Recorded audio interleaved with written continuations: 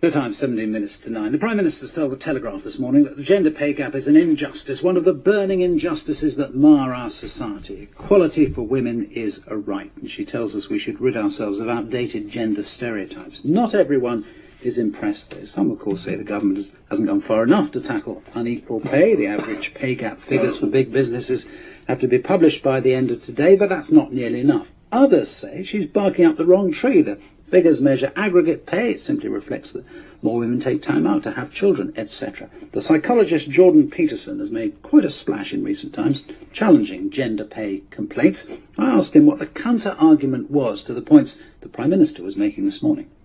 Well, the counter-argument is to be a little bit more sophisticated in your statistics. These broad-based comparisons of gender and salary are not sufficiently sophisticated to capture the variability in the data, not by any stretch of the imagination. You'd fail a first-year social science student for producing a project like that.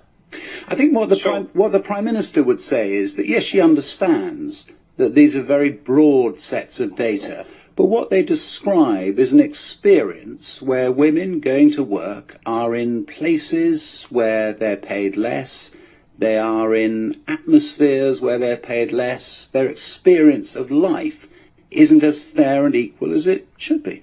Yeah, well, when I look at something like that, I like to look at the facts and not to look at arguments about how people feel about what's happening. First of all, there's elementary reasons why men are paid more than women.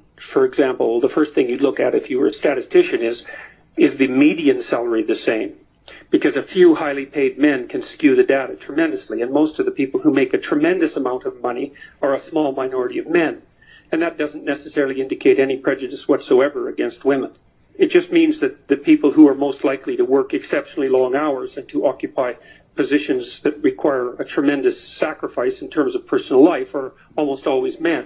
But then maybe one of the answers there, on that then, one of the answers might be, and I'm not sure the Prime Minister would disagree with that, but she would say, well, let's do something about it. Let's make those top jobs different if we need to, so that you didn't frankly have the balls to put country before party.